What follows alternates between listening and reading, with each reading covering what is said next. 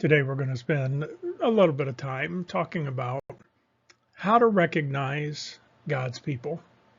How do we usually decide whether something we hear about God is actually true? Because a lot of times there are people that will speak spiritual truths that are actually false teachers, and that's what John talks about a lot in this letter, 1 John. And in today's passage, 1 John chapter 4, verses 1 to 6, John writes to help us from being fooled by teaching that sounds spiritual, that sounds right, but is actually false. And so verses 1 to 6 of chapter 4. He says, "Dear friends, do not believe every spirit, but test the spirits to see whether they are from God, because many false prophets have gone out into the world. This is how you can recognize the Spirit of God.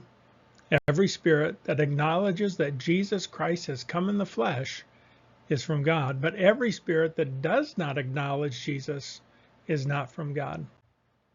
This is the spirit of the Antichrist, which you have heard is coming and even now is already in the world. You, dear children, are from God and have overcome them, because the one who is in you is greater than the one who is in the world. They are from the world and therefore speak from the viewpoint of the world, and the world listens to them. We are from God, and whoever knows God listens to us, but whoever is not from God does not listen to us. This is how we recognize the spirit of truth and the spirit of falsehood." And so we need to ask ourselves, or maybe a question we can ask ourselves, if someone just told us to trust your feelings when it comes to spiritual truth, spiritual messages, what would we say? How would we respond? Because not every spiritual message is from God. There's a lot of false spiritual messages out there.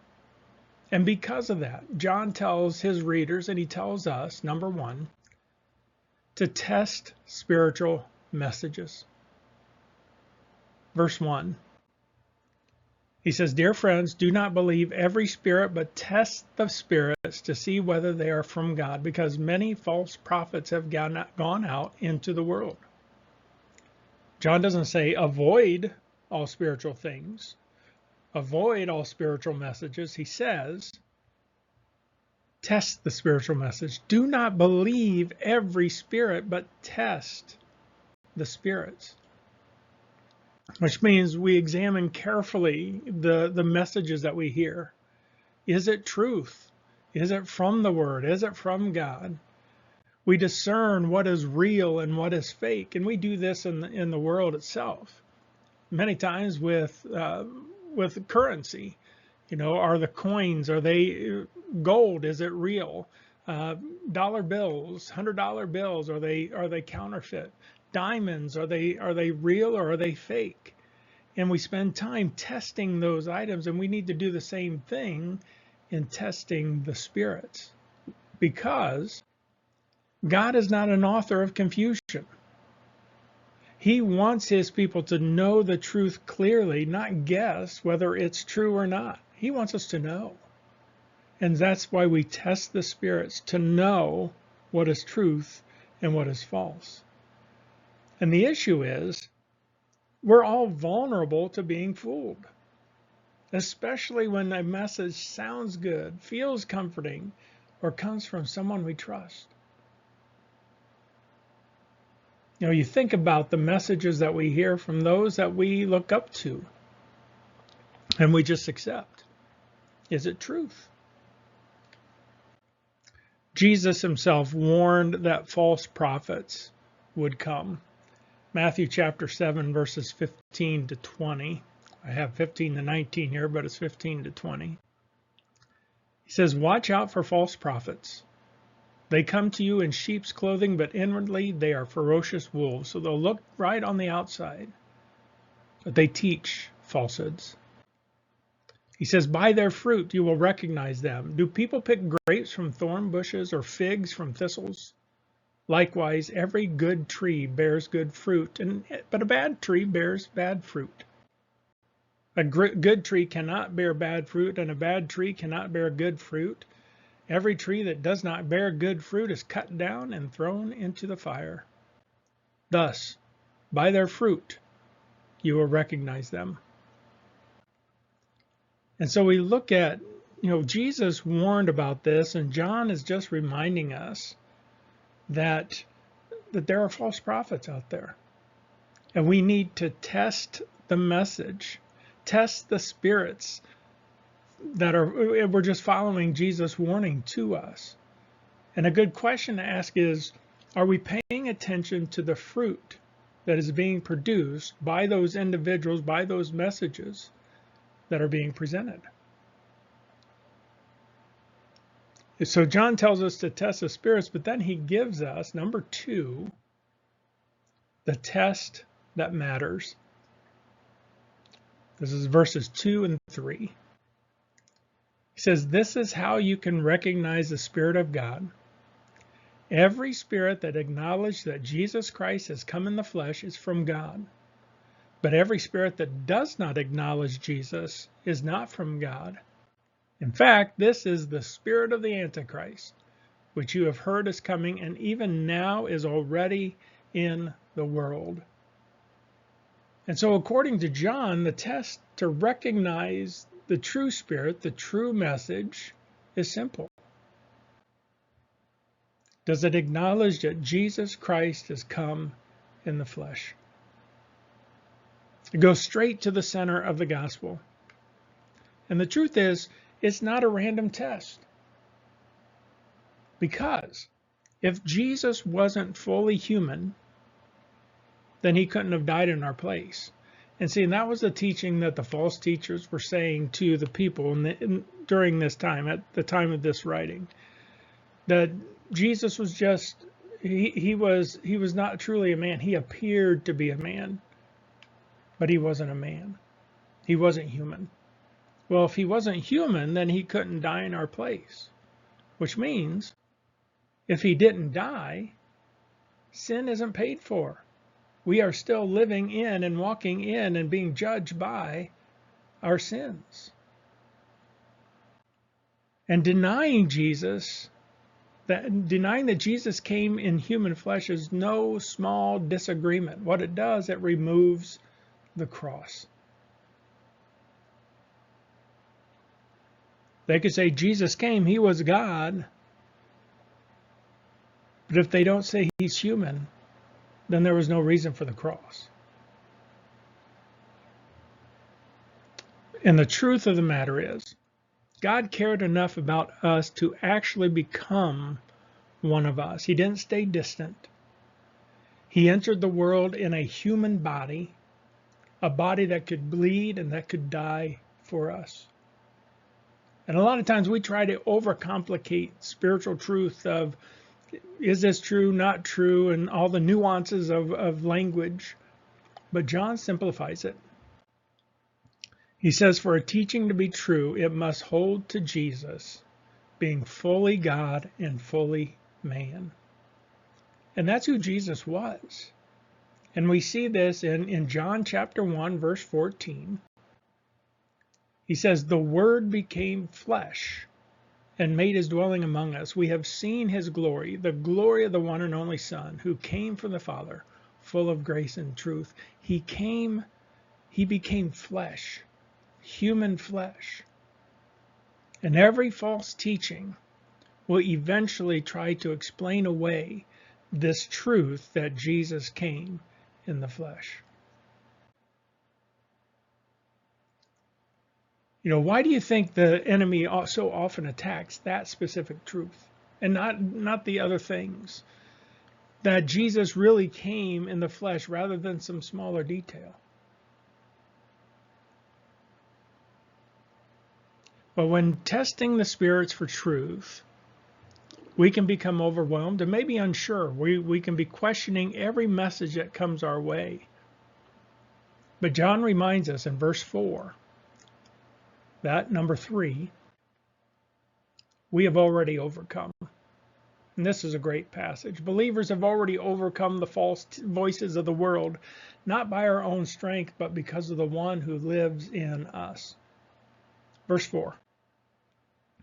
You, dear children, are from God and have overcome them, have overcome the false voices, the false spirits, because the one who is in you is greater than the one who is in the world.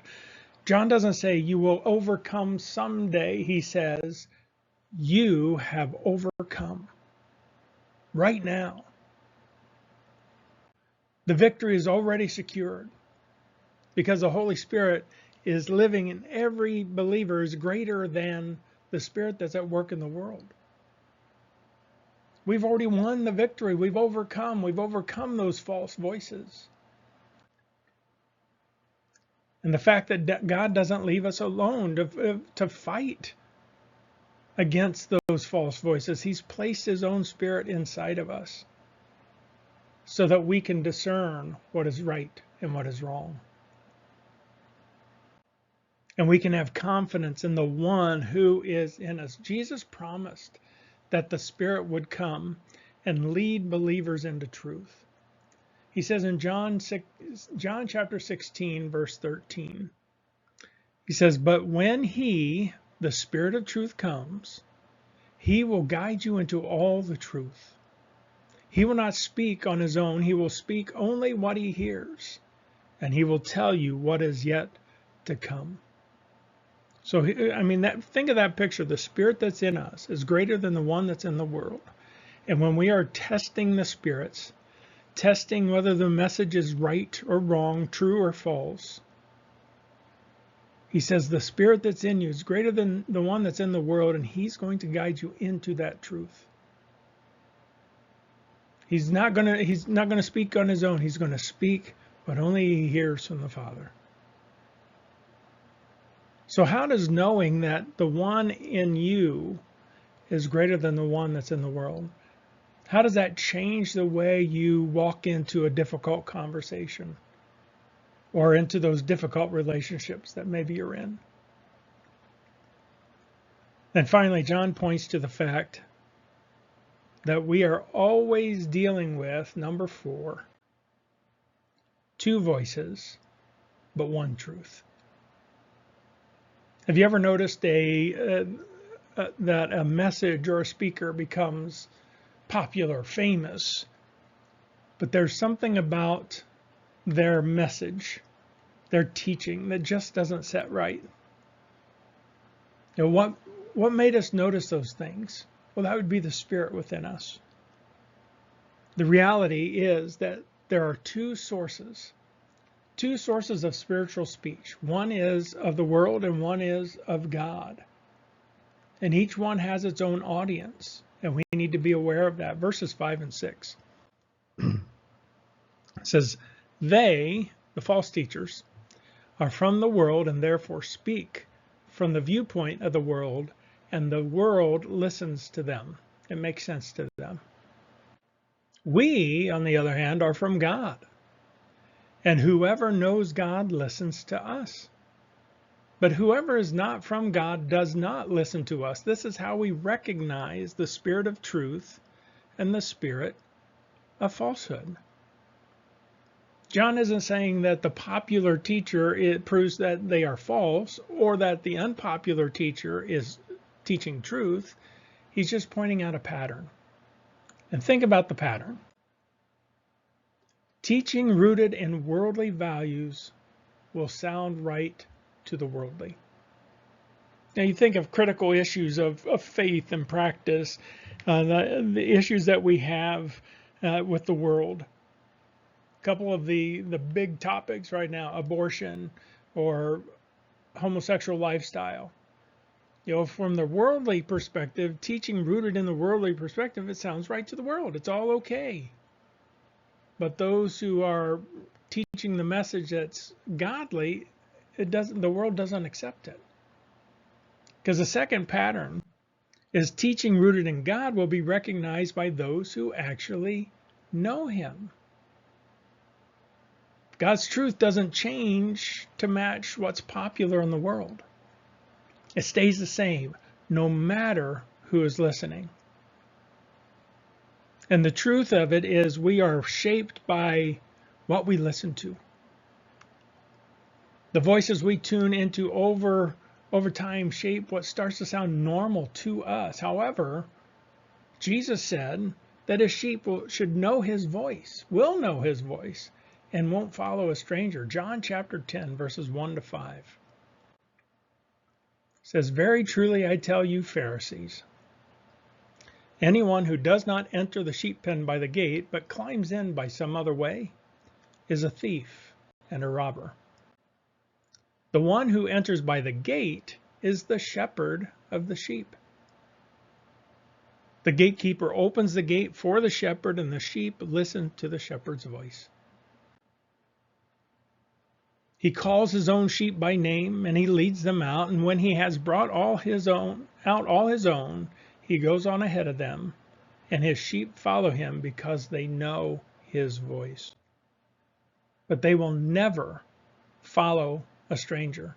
In fact, they will run away from him because they do not recognize a stranger's voice." Recognizing the truth of a message is based on our relationship with Christ. Not just the information we receive. We're supposed to test the spirits. We're supposed to use that test that matters, is that Jesus came in the flesh. That we have the Spirit, we have overcome. The one that is in us is greater than the one that's in the world. And by that Spirit within us, we can differentiate between the two voices and find the truth. So as we close, just a couple thoughts for you. Is there a voice that has real influence in your life right now? A friend, a family member, pastor, teacher, podcaster, author. Maybe it's Chuck Swindoll, Charles Stanley,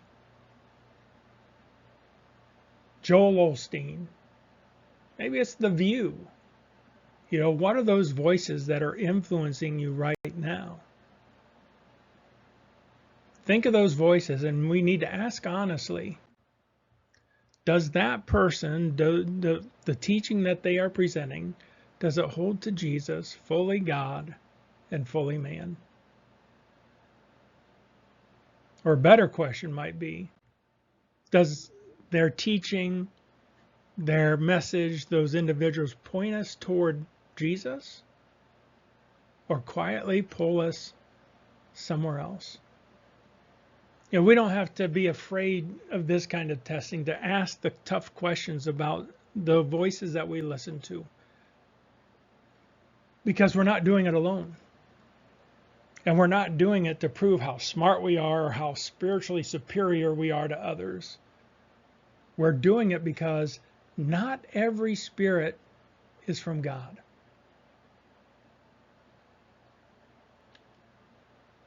And because of that, are we trusting the Spirit within us to help us recognize God's people and their message, and to protect us from the false teachings of the world? Test the spirits. Make sure you are moving in that right direction, and spend time with Him. Thank you for spending time with me today. Hope you have a great week. Hope to see you again next week. God bless.